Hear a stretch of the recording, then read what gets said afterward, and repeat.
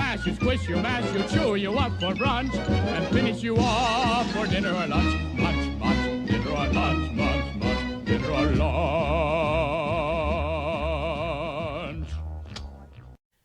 Hola a todos, bienvenidos a Filosofía Clase B, yo soy Oscar. Alejandro del Sur Taller Literario comenta en un post que hice sobre el agotamiento de los backrooms, de los cuartos de atrás como recurso de horror, que un buen ejemplo de monstruo no mostrado es la pata de mono. Coincido por completo y de hecho, cuando comenté eso, señalaba en mi post que el cortometraje Pitfalls de Kane Parsons, Kane Pixels, me parece una joya, una obra maestra del horror cósmico, pero que comete el error de mostrar al monstruo. Esto me pareció lo peor de ese cortometraje. Lo único malo, de hecho, de ese cortometraje. Y cuando dije eso, estaba pensando en algo que comenta Bioy Casares, si no me falla la memoria, acerca de la pata de mono. Que el gran acierto de la pata de mono es describir las reacciones de los personajes ante el monstruo, pero no al monstruo. deja que te lo imagines. Estaba pensando en eso. La mitología de los backrooms, creo que en la mitología de los backrooms lo peor son los monstruos. Y esto por dos razones. La más obvia, pero me parece que la menos importante, es que estamos hablando de cortometrajes amateur, hecho con 2 panchitos de presupuesto, donde hasta el CGI de mierda de Asylum es por comparación una obra maestra del séptimo arte. Es el stop motion de Ray Harryhausen comparado con los cortos de los backrooms. Pero si los monstruos fueran interesantes conceptualmente, le podría dejar pasar el CGI pocho. Le podría dejar pasar los malos efectos especiales. El verdadero problema es que conceptualmente son una mala idea. En el creepypasta original estaba esta línea, que Dios te ampare si oyes algo cerca tuyo, porque es seguro que eso te ha oído a ti. O sea, por cierto, ese es un buen ejemplo de sugerir el monstruo sin mostrarlo, sin describirlo. La idea de que hay algo más ahí, hay algo acechando, es un bonus, un plus, lo vuelve todavía más inquietante. Pero el foco tiene que estar en los backrooms, en los cuartos de atrás. Y me parece que a medida que los backrooms se volvían cotidianos, dejaban de ser inquietantes, dejaban de dar miedo. Ahí aparecen hasta como easter egg en videojuegos. Está internet llena de parodias, se han convertido en un elemento satírico, en un elemento humorístico. El foco se desplazó por completo a los monstruos. Y los monstruos de los backrooms no son interesantes. Este era el problema que quería señalar. Me dicen, ¿cómo es que no conozco a Francisco de Vitoria? Bueno, le puedo asegurar que mi erudición tiene lagunas todavía más graves. Yo no pretendo ser la biblioteca de Babel, no pretendo tener un conocimiento universal. Comento de lo que sé, de lo que he leído y de lo que he pensado, no.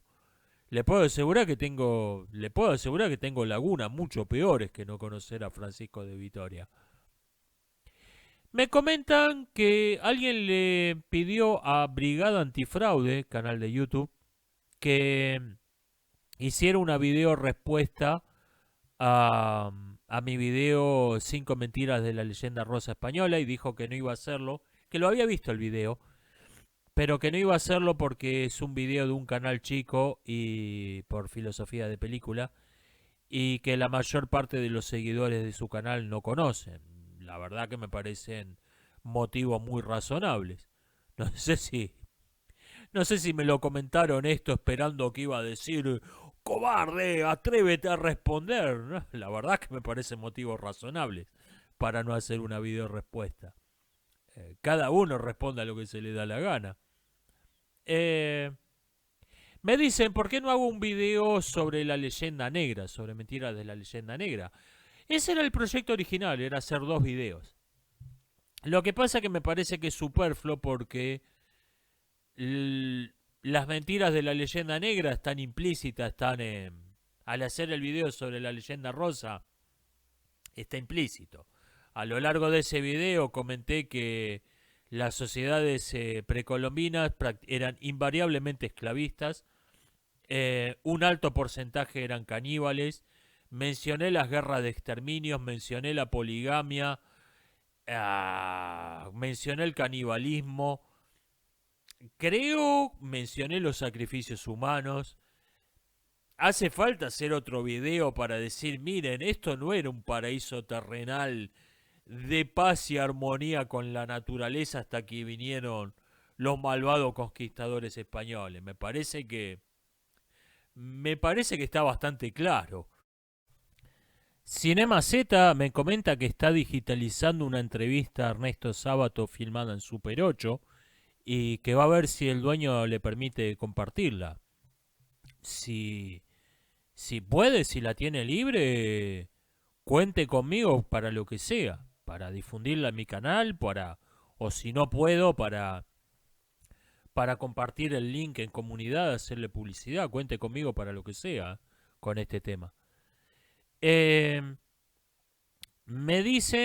preguntan qué opino de la moral provisoria de Descartes. La filosofía relajada, tengo uno de los posts más largos, está dedicado a por qué rechazo la moderación como un valor moral. Siendo muy lacónico, porque ya me he extendido allá, resumiendo lo principal, creo que los 2 principales problemas son, uno, que la moderación no es un valor absoluto. Ser moderado no es una característica de una persona, no es una característica de una opinión. Es algo relativo a las opiniones de otras personas. Por lo tanto, la moral de la moderación ata nuestro propio juicio a las opiniones de los demás, lo cual nunca es bueno. Y segundo, la moral de la moderación es totalmente inútil para tomar decisiones de todo o nada, y las decisiones de todo o nada son frecuentes en la práctica. Así que no me convence demasiado esa moral provisoria de Descartes. En un sentido parecido, hizo un video el Picalibro, otro canal que recomiendo en estos días, sobre el concepto de centro, y decía algo muy interesante. Básicamente lo que decía es que no podés ser de centro. El centro no existe. Porque las tenés que tomar para tener una opinión en el medio. Ok, este partido dice blanco, este dice negro, ok, yo digo gris. Esa posición puede parecer superficialmente algo intermedio, que no es ni blanco ni negro, pero en realidad tenés que tomar una decisión de todo o nada respecto de los postulados metafísicos. O sea, hay unos principios metafísicos por los que dicen blanco, que llevan a la conclusión blanco, y hay otros principios metafísicos que llegan a la conclusión negro. Y vos podés ser gris, pero no podés tener unos principios metafísicos intermedios. Tenés que ser o blanco o negro. O sea, por lo tanto ese gris es ilusorio. No es realmente una postura intermedia. Esto es un punto de vista muy interesante. Y yo sacaría una conclusión que no sacó el Picalibro, y es que, de hecho, podés ser algo más que gris.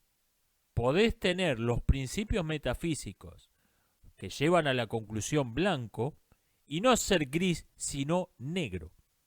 O podés tener los principios metafísicos que llevan a la conclusión negro y defender blanco. O sea, podés ir, no necesariamente tenés que quedarte en el medio. Podés irte completamente al otro extremo. Y yo tengo un serio problema con la mayor parte de lo que se llama derecha hoy, que veo que está en el mismo caso que señala el Picalibro respecto del centro.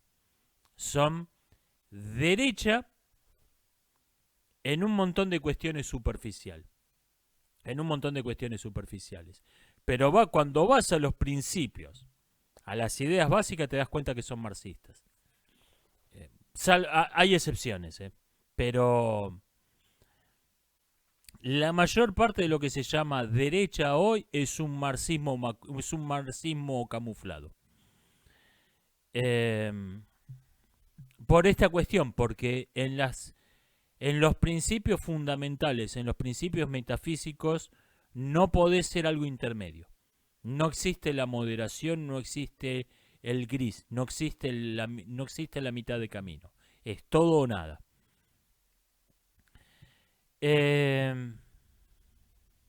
Me preguntan, no me preguntan, me cuestionan la regla de los 15 minutos.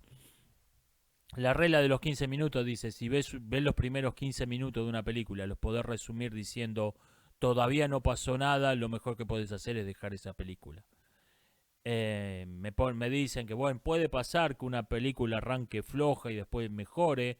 La verdad que yo no podría citar un solo ejemplo de una película que cuando terminó dije, ok, mi vida estaría mejor si no hubiera visto esta película y que no podría haber abandonado a los 15 minutos. No puedo citar un ejemplo. Hay una cuestión, vamos a defenderla esta idea, porque veo que le ha molestado a mucha gente. Digamos que una película dura 90 minutos y está dividida en 30 escenas de 3 minutos cada una. Desde luego esto es una total abstracción, no es algo real. Las películas reales no tienen escenas de duración estándar, ni es algo tan claro. Pero digamos esto. La película dura 90 minutos, está dividida en 30 escenas de 3 minutos cada una. Cada escena tiene que cumplir 2 o 3 propósitos. Tiene que desarrollar un carácter, desarrollar un personaje o hacer avanzar la trama. Y algunos añaden que tiene que crear un clima. Pero otros dicen que no, que el escritor el guionista, el director se tienen que enfocar en desarrollar los personajes y avanzar la trama y el clima se crea solo. Pero digamos 2 objetivos. Una escena tiene que o desarrollar un personaje o hacer avanzar la trama. Idealmente las 2 cosas. Una buena escena, una escena bien escrita, desarrolla un personaje o más de un personaje y hace avanzar la trama. Cumple los 2 objetivos. Pero por lo menos tiene que cumplir uno. Si vos ves los primeros 15 minutos de una película, es decir, ves las primeras 5 escenas de 30, ves un sexto de la película, ves las primeras 5 escenas y ninguna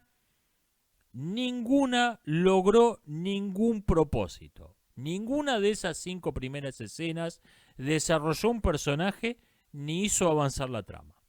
Ninguna de las primeras 5 escenas logró ninguno de los 2 objetivos que tiene que cumplir, idealmente los 2, pero ninguna escena logró ni siquiera uno de esos 2 objetivos.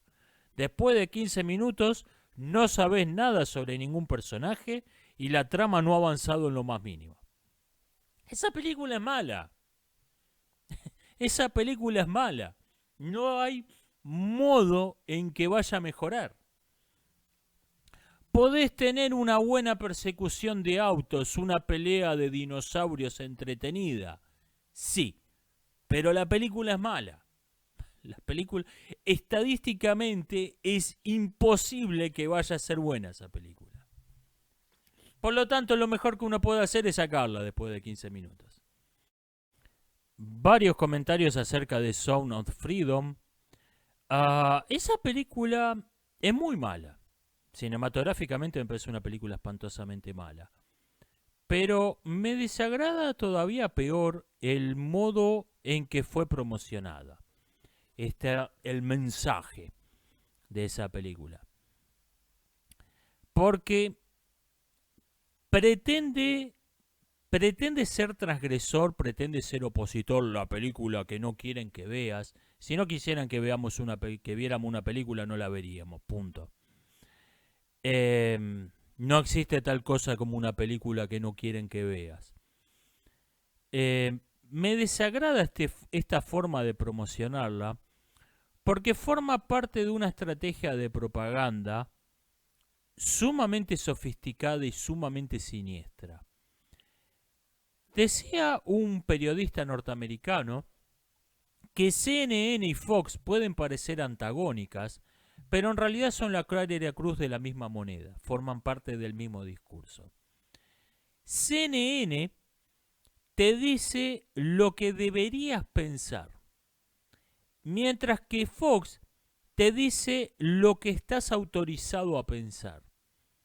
O sea, imaginemos las ideas como una superficie plana infinita que se extiende en todas direcciones y el oficialismo es un círculo dibujado en esa superficie infinita de las ideas. El centro es CNN, el centro del círculo, el centro de la diana. Esto es lo que deberías pensar. Eso es CNN. Y Fox es la circunferencia. Fox marca el límite exterior dentro del oficialismo. O sea, si pasás de Fox, ya estás fuera del oficialismo.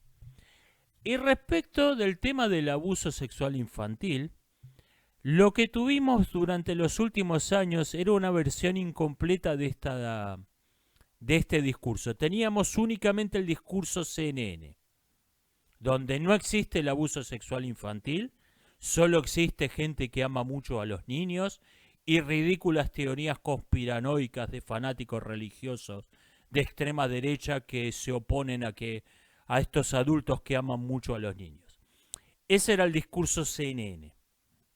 Como ese discurso no se los estaba comprando nadie y como no habían marcado un perímetro, o sea, todo lo que no era el discurso CNN estaba igualmente fuera, había un centro pero no una circunferencia que marcaba lo que estaba tolerado, la gente había empezado a hablar libremente del tema.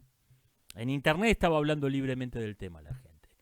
Entonces, promocionan esta película para completar ese discurso.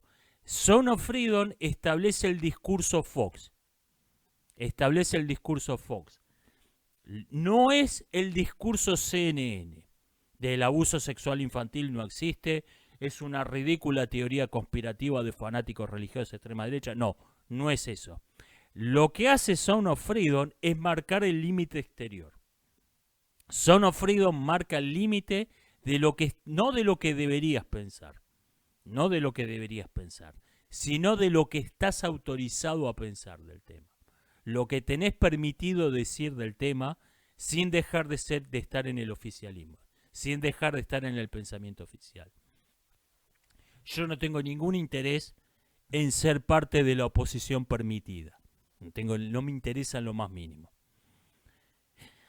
Pero por eso desprecio por completo esa película. Por eso le tengo un absoluto desprecio a esa película.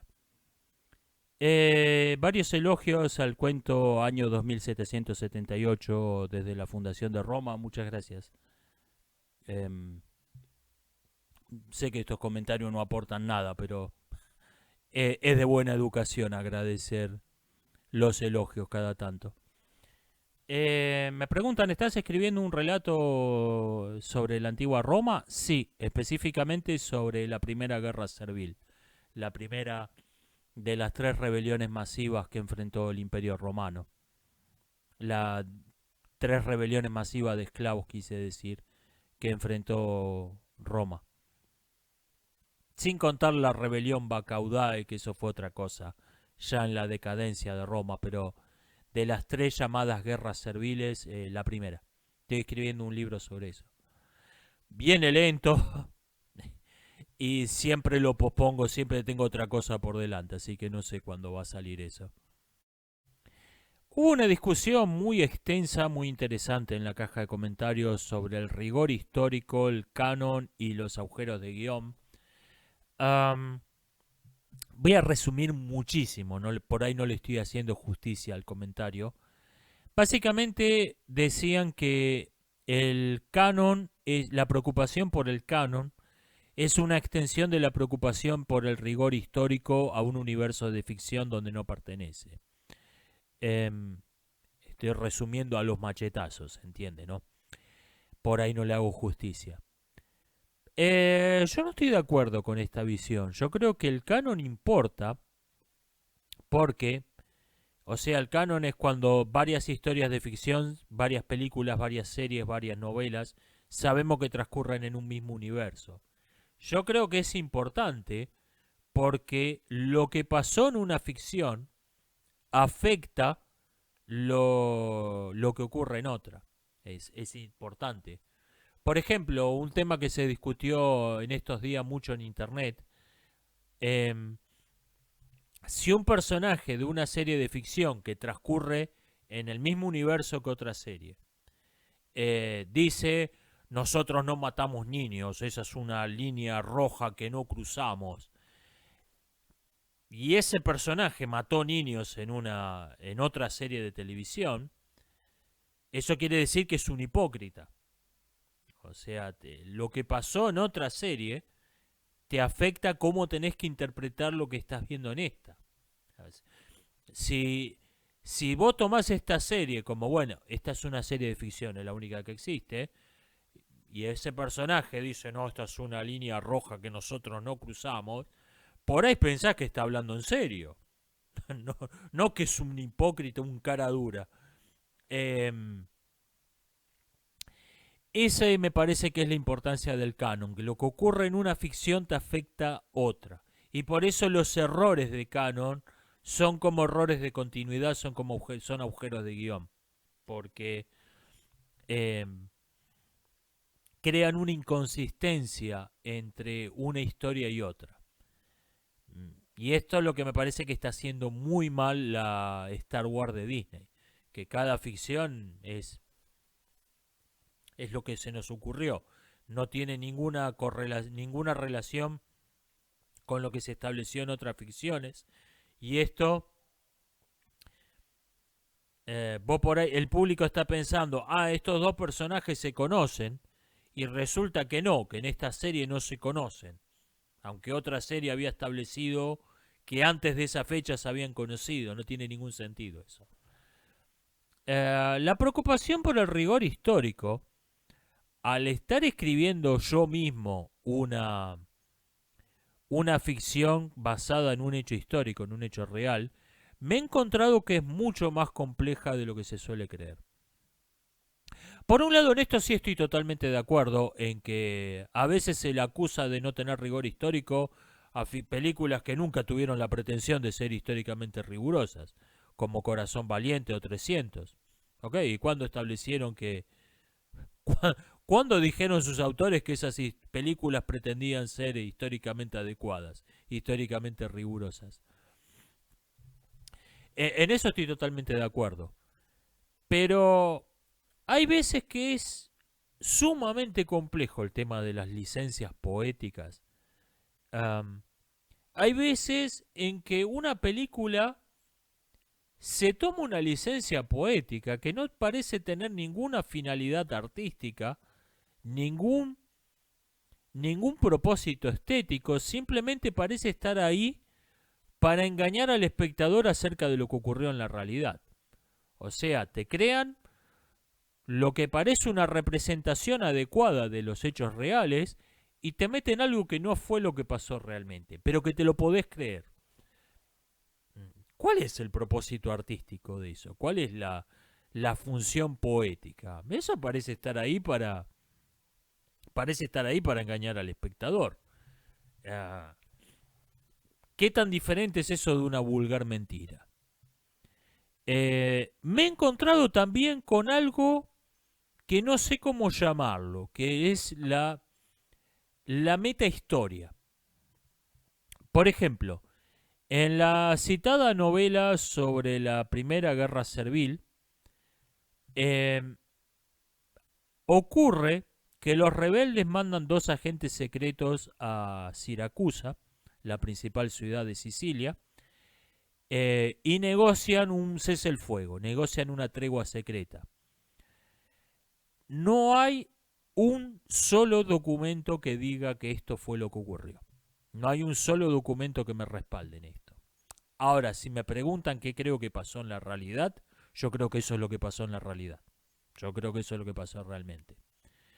Que los rebeldes y el gobierno de Siracusa entraron en contacto no por diplomacia oficial, sino por medio de agentes secretos y pactaron una tregua a escondidas de Roma. Porque si no, los hechos históricos no tienen sentido.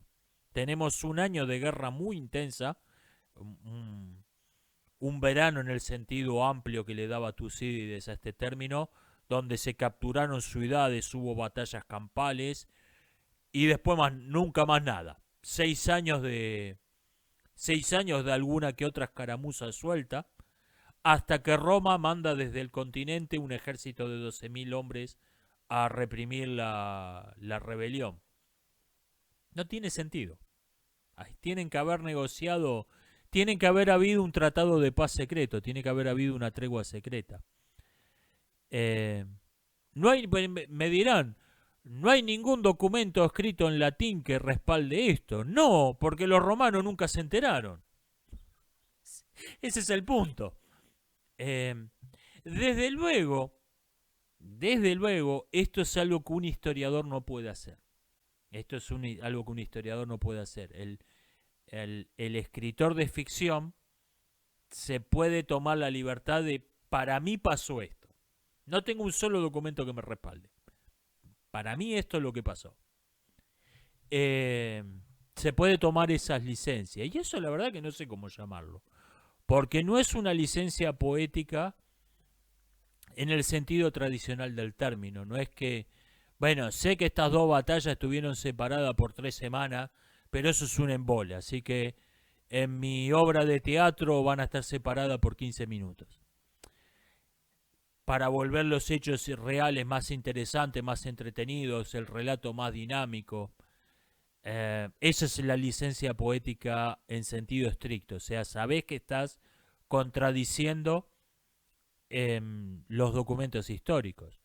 Ahora, ¿cómo le llamás a algo que no tenés un documento histórico que te respalde, pero tampoco estás contradiciendo a los documentos históricos, sino que estás suponiendo, para mí acá pasó esto? Eso, ¿cómo le llamás a eso? Es complejo.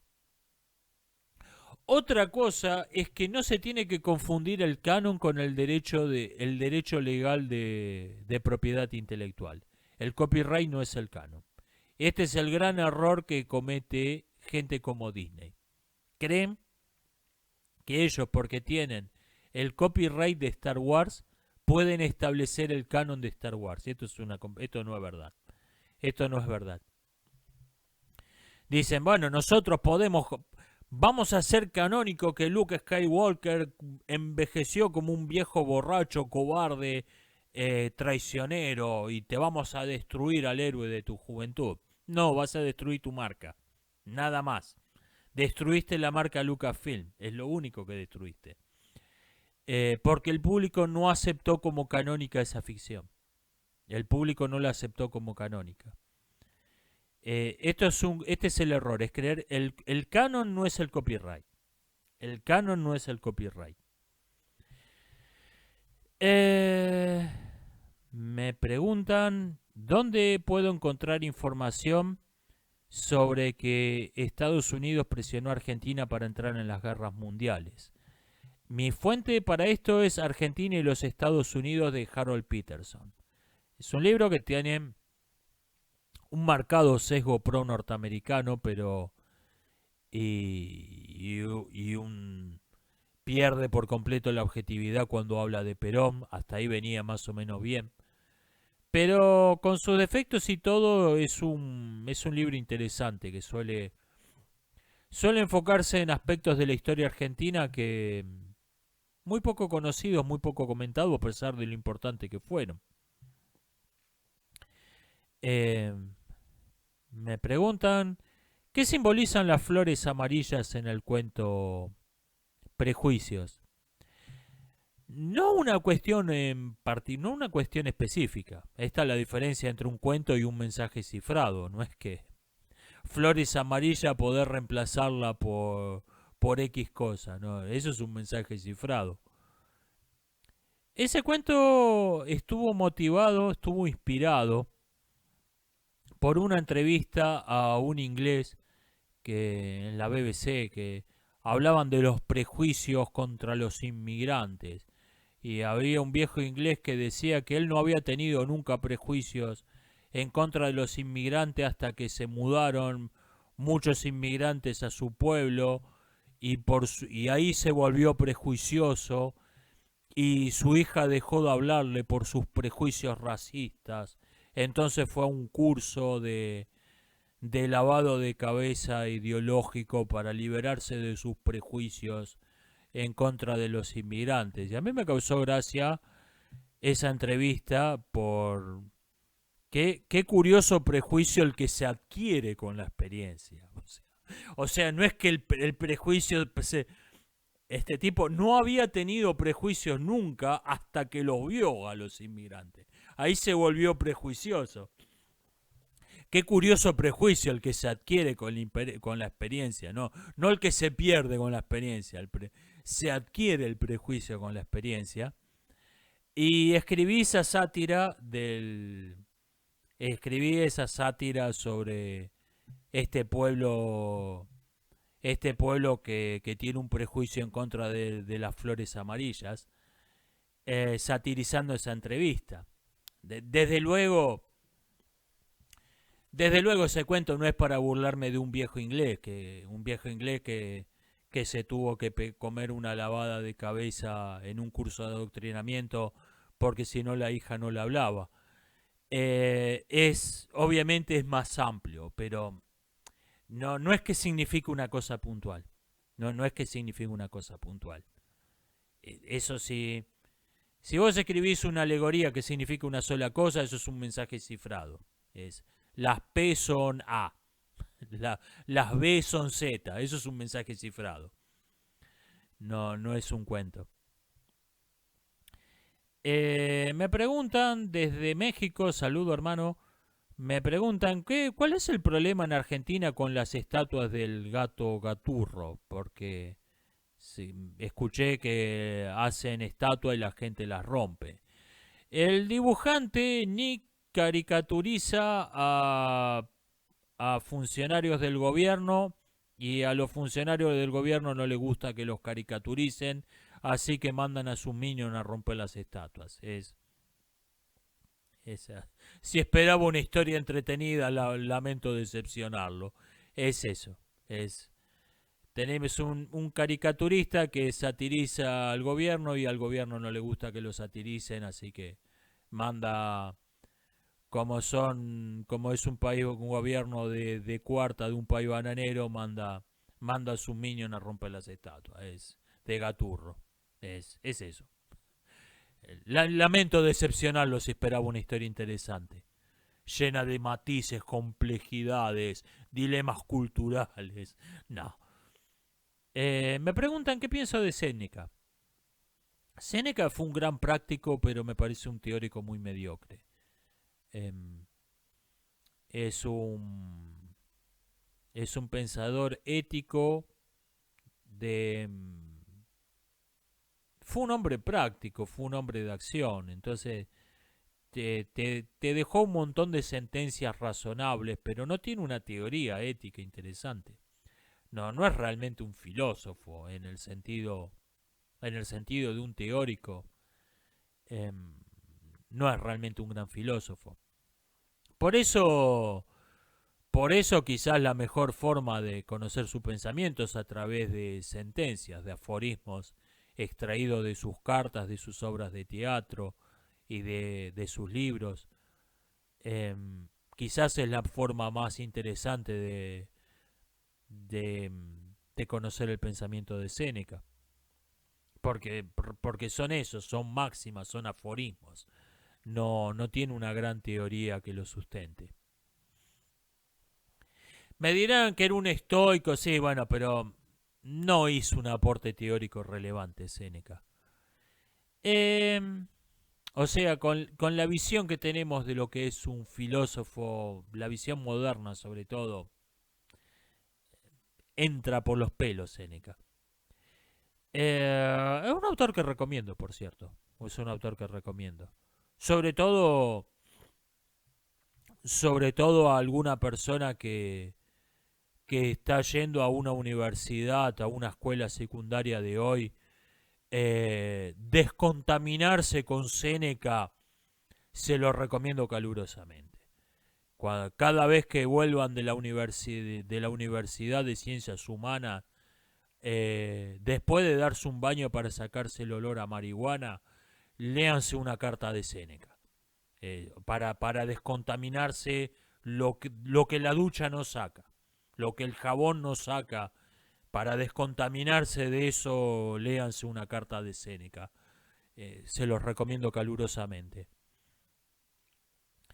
Me preguntan, ¿la medicina estética es medicina? Se podría discutir un rato porque si aceptamos como definición de la medicina, que es aquellas técnicas que tienen como fin la salud, se puede objetar que la medicina estética, como su nombre lo indica, no participa de esa definición. Ahora, por lo menos no es absurdo.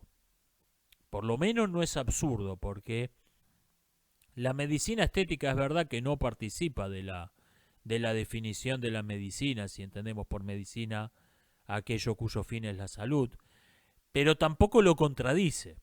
O sea, esos fines no son incompatibles entre sí.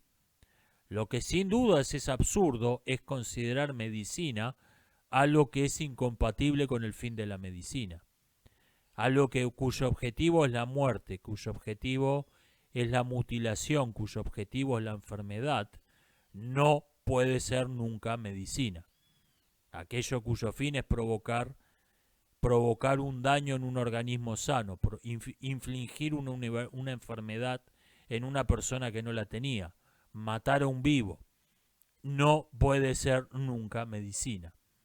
No puede ser nunca medicina, no tiene ningún sentido. Es como llamarle bombero a un pirómano. No tiene ningún sentido porque sus fines son opuestos, sus fines son antagónicos. La medicina estética no tiene un fin que sea incompatible. La belleza no es incompatible con la salud. No tiene un fin que sea incompatible con el fin de la medicina. Se puede argumentar que no participa de la definición, que al hablar de medicina estética estás haciendo un uso metafórico del término, estás haciendo un uso amplio del término medicina. Ok, pero no es absurdo, pero no es absurdo.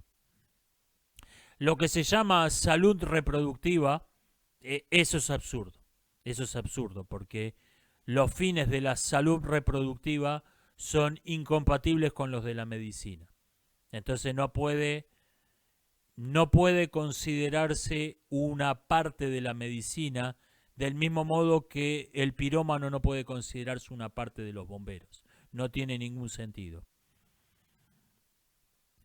Películas consideradas obras maestras que aborrezcas.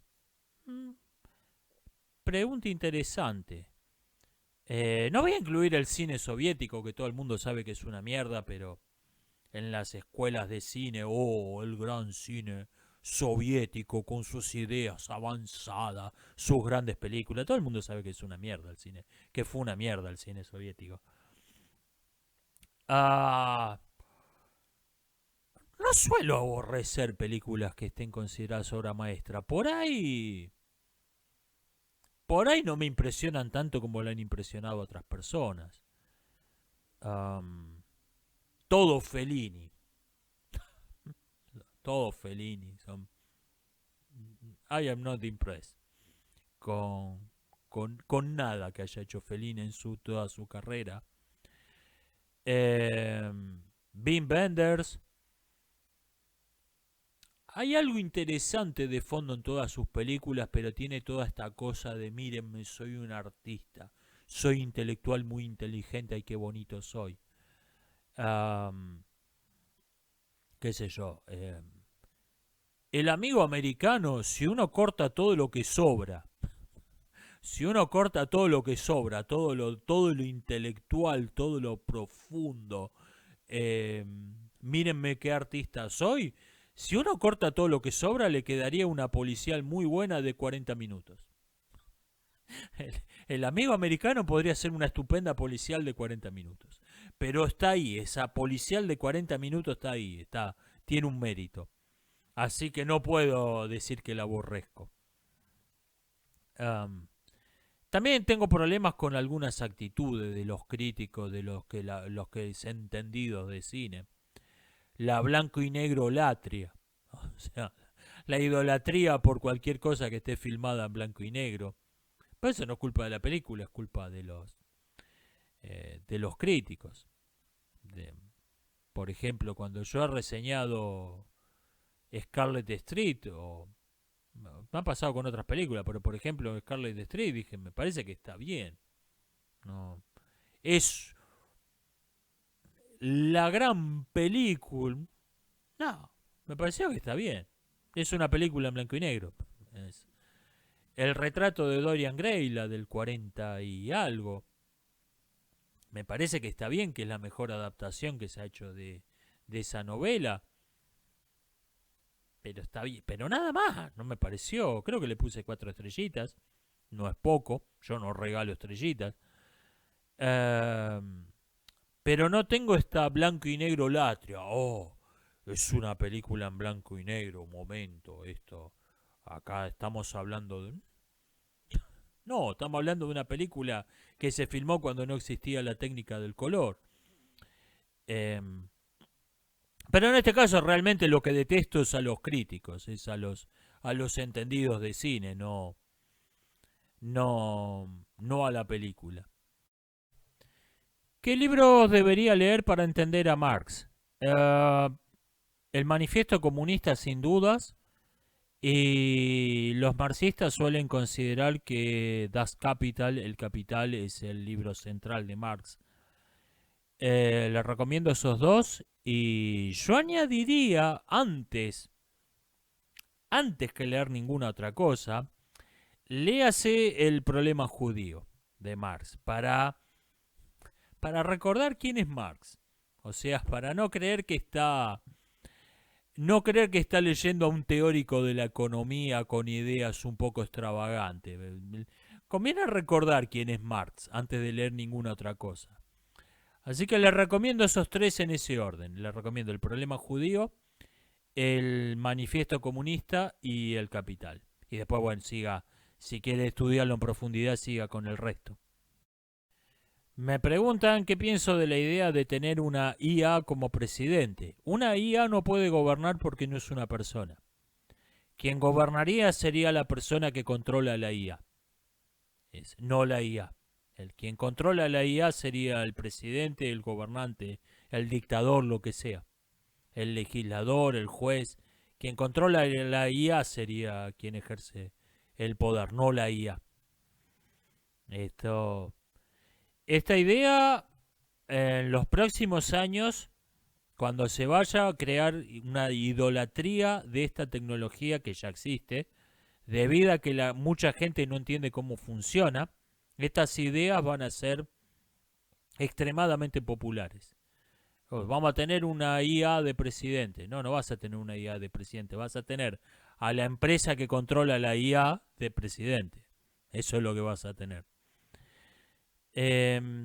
Me preguntan qué pienso de la desalinización del agua del mar. Es algo que sirve en algunos lugares muy específicos. Lo que pasa es que consume mucha energía. Hay otras formas más eficientes de potabilizar, de obtener agua potable. Esto sirve en algo, sirve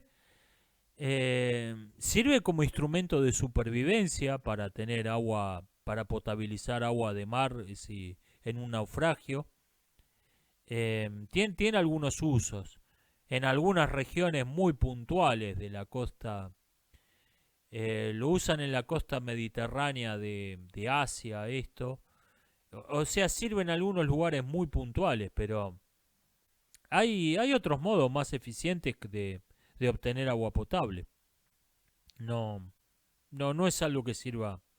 No es una tecnología que no es una tecnología que vaya a tener mucha importancia nunca, que vaya a hacer un cambio revolucionario. Ya sirve en algunos casos puntuales y ya se la está usando.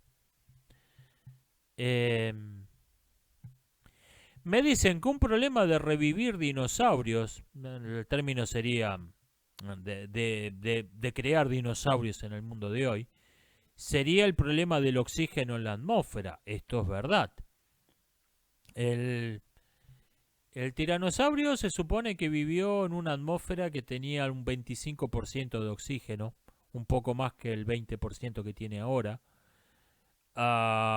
Tendrías un tiranosaurio medio apunado en el mundo de hoy, pero hay otras especies que directamente no podrían vivir en el mundo de hoy, tendrían que vivir en un ambiente controlado con una atmósfera artificial, porque vivieron en una época donde la atmósfera de la Tierra tenía más de un 30% de oxígeno. Se mueren, no pueden respirar la atmósfera de hoy. Estarían como nosotros en la punta del Everest. No, no tendrían suficiente oxígeno. Esto es verdad, esto es un problema. Que desde luego en películas como Jurassic Park no te vas a meter con esto. Es, tienen errores mucho más importantes. También me comentan de la ética, de los problemas éticos de revivir dinosaurios o de crear un Neandertal en el mundo de hoy. Bueno, yo creo que estamos hablando de dos cuestiones de distinta escala. Yo creo que crear un dinosaurio estaría justificado como objeto de estudio, eh, sin provocarle un sufrimiento innecesario, obviamente, como a cualquier animal.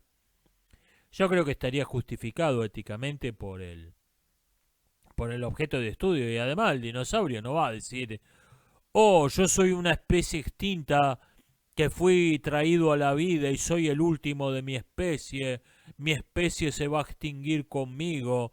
No creo que tenga muchos dilemas existenciales el dinosaurio. El dinosaurio creado en el siglo XXI diría, ok, estoy acá en esta isla, voy a hacer mis cosas de dinosaurio. No creo que tenga muchos dilemas existenciales. Distinto es el caso del Neandertal. Distinto es el caso del Neandertal, porque uh, la creación del Neandertal sería éticamente objetable y además, si lo creás, lo tenés que tratar como un ser humano. No puede ser un... Crearlo ya estamos hablando de un problema ético mayúsculo. Pero supongamos por hipótesis que lo creas al Neandertal, no lo podés tratar como un animal de laboratorio, es un ser humano. Y si es un ser humano, te plantea varios problemas, porque si este Neandertal se quiere casar con una Homo sapiens, ¿quién se lo va a prohibir? Es un ser humano. Te crea varios problemas. Te crea varios problemas que no tenés con un dinosaurio, lo podés esterilizar y ya. Te crea varios problemas que no los tenés con no los tenés con un dinosaurio. O sea, estamos hablando de dos niveles completamente distintos.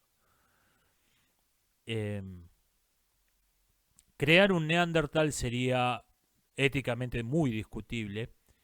Y si lo creás, si esto es un hecho consumado, no puede ser tratado como un animal de laboratorio.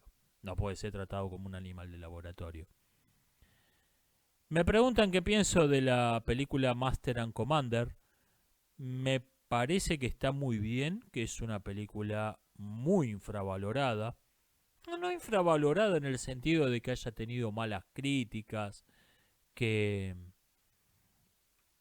infravalorada en el sentido que es muy poco conocida, tuvo muy poco impacto y me parece que es una muy buena película. Me preguntan qué pienso de la serie Mad Men. No la he visto. Tengo algún serio problema con, con algunas declaraciones de Paul Verhoeven, que dijo que se basaron para esa serie, para recrear los 50, se basaron en los cortometrajes de Coronet Films, porque son de los 1950. Ahora bien, esos cortometrajes fueron muy criticados en su momento porque no reflejaban de modo adecuado cómo era la vida en la Norteamérica de los 50. La, la derecha los acusaba de ser comunistas, la izquierda decía que eran fascistas. Yo creo que eran otra cosa, que eran un totalitarismo que no fue un totalitarismo incipiente, que no llegó a materializarse en un régimen político. Eh, o sea que me parece un completo error tomar los cortos de Coronel Film y decir, bueno, acá tenemos un reflejo de la vida en la Norteamérica de los 50. No, no. Tenés la abundante documentos de gente de norteamericano de los 1950 que se agarraban la cabeza, que decían, ¿qué es esto? ¿Qué es esto? ¿Qué es lo que muestran estos cortometrajes? O sea, me parece que está en una serie cuyo propósito es reflejar una época. Tomaste un documento muy dudoso. Tomaste un documento muy dudoso para eso. Y eso fue algo de lo que que me desalentó bastante de verla. Eh, por ejemplo, Autodale, la serie de cortometrajes la serie de cortometrajes distópicos de Autodale está también inspirada en los cortos de Coronet Film, pero los trata como un material de fantasía. Ok, vamos a tomar la distopía que está implícita en estos cortometrajes y vamos a llevarla al extremo. Eso es un uso, me parece, más interesante de ese material. Me piden que diga qué pienso de los conceptos de ser, esencia o sustancia. Me está pidiendo una tesis doctoral, no una respuesta. Ah, respecto del tema de la esencia, yo me he inclinado últimamente a una visión más aristotélica de la que solía tener. Am, yo me he inclinado últimamente a ver que una cosa tiene que ser definida por su función, como pensaba Aristóteles, por su finalidad, em, no por su aspecto superficial. Aunque la idea de definir por un elemento superficial pero fácilmente reconocible que propone Durkheim en las reglas del método sociológico tiene algunos usos muy razonables, pero me parece que esta idea de la esencia, esta idea aristotélica de la esencia, de una cosa se define por el fin al que, por el fin, por su fin esencial, por el fin que le es propio, me parece que capta un aspecto de la realidad que si definimos por el aspecto superficial, se nos pierde. Ese, ese aspecto de la realidad se nos pierde de vista. Es lo que le puedo decir en un respondiendo comentario. No puedo hacer una tesis sobre el ser, la esencia y la sustancia, obviamente. Y por último me preguntan, ¿el adulterio debería ser ilegal? Vea, en toda sociedad funcional de la que existen registros históricos, lo ha sido, y más aún, ha estado castigado de modo draconiano, ha tenido penas comparables a las del homicidio, a la de la violación. O sea, fue uno de los delitos más graves. Me dirán, en nuestros días se considera un asunto sin importancia, un problema menor o incluso una cuestión personal. Bueno, ¿A usted le parece que vivimos en una sociedad funcional? ¿De qué modo esto contradice lo que dije? O sea, en toda sociedad funcional, en toda sociedad funcional de la que existan registros históricos, el adulterio estuvo penado con las penas más severas. Fue un delito de la misma categoría del homicidio, de la violación. Estuvo a la par. Esto ha sido todo por hoy. Nos estamos viendo. Hasta la próxima.